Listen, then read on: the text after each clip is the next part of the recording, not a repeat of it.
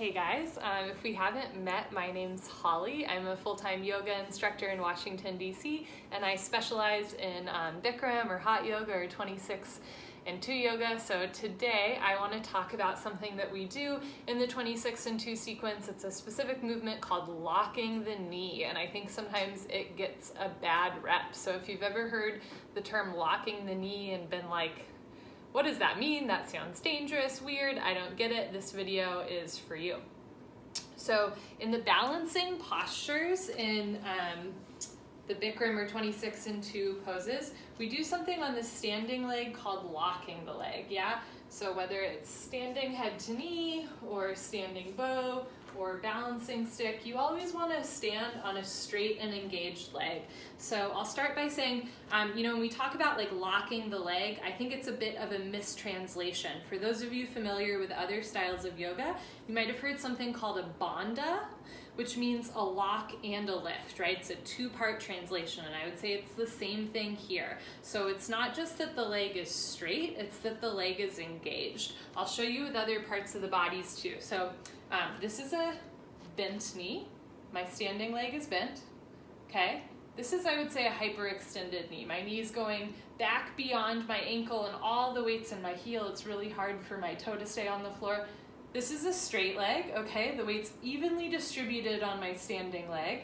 And then, but like my quadricep muscle isn't really engaged, okay? And then to lock the leg, I've got to pull up on the thigh muscle. So this is a straight leg. This is an engaged leg, right? This is a straight leg. This is a squeeze tight thigh. So when you're standing on the leg, you want to evenly distribute your body weight on your foot. You want to contract the quadricep muscles and the gluteal muscles to keep hip over knee, knee over ankle. So the knee's not going beyond the ankle, but it's also not pushing back beyond the ankle. A lot of times I'll hear people who are scared about hyperextending their knee. I'll say a couple things about that. The vast majority of folks don't need to worry about hyperextending their knee, right? But for those of you that are super flexible, it can be a little bit of a concern. I will say a lot of times when we hear about injuries around hyperextended joints, we hear about it in, in sports like football where big folks are like in motion and running down a field and somebody hits somebody else and an arm or a heel or a knee hyperextends. It's a little bit different than in yoga, right? When you're standing still, while I don't encourage people to hyperextend the knee, know that hyperextending your knee when you're holding still and balancing is very different than hyperextending your knee, say, when you're 6'5" and running down a basketball court at full speed. So I'll say that. Again, I'll show the idea of the difference between a bent limb, a hyperextended limb, and an engaged straight limb, right? So I'll show you with my elbow. So this is a bent elbow, okay? This is a hyperextended elbow. You can see my elbow's pushing up and my wrist is actually beyond my ankle, right? So if you can hyperextend your elbows, there's a chance that you can also hyperextend your knees, right? So be careful there. Okay, so this is a bent elbow, this is a hyperextended elbow, this is a straight arm, okay? My wrist, elbow, and shoulder are in place. This is still not a locked limb though. Ready? So my arm is pretty loose here, and then I'm going to engage the quadricep muscle. So again, this is a straight arm. This is an engaged arm. Same thing with the leg. This is a straight leg.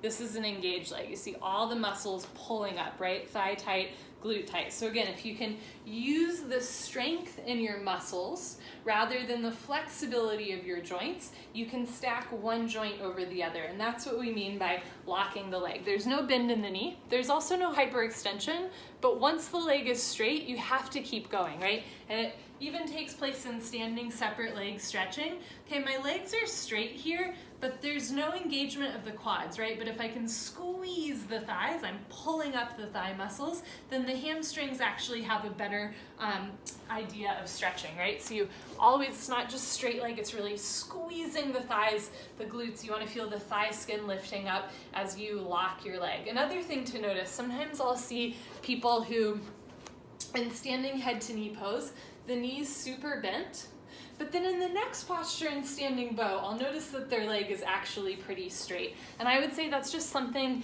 to notice. If in one posture your knee can lock, and in the other one your knee is bent, it's a reminder the issue probably actually isn't your knee, right? The issue is more tightness in your hips and your back, and your upper body is trying to take that weight away. So the knee is taking the stress away from the spine. That's why we always say, make sure the leg is locked first before you kick out. That way you're learning to move the body, move the spine, rather than overcompensating with the knee joint, right? So again, just to go over some basic things, the leg is straight, and not just straight, but really engaged. Yeah, you want to feel the thigh skin, glute skin lifting up. And the other trick is to really keep the body weight evenly distributed on all four corners of your foot. So not leaning back too far. Yeah, from the side, you want your hip over your knee, over your ankle. So your butt's not sinking way back.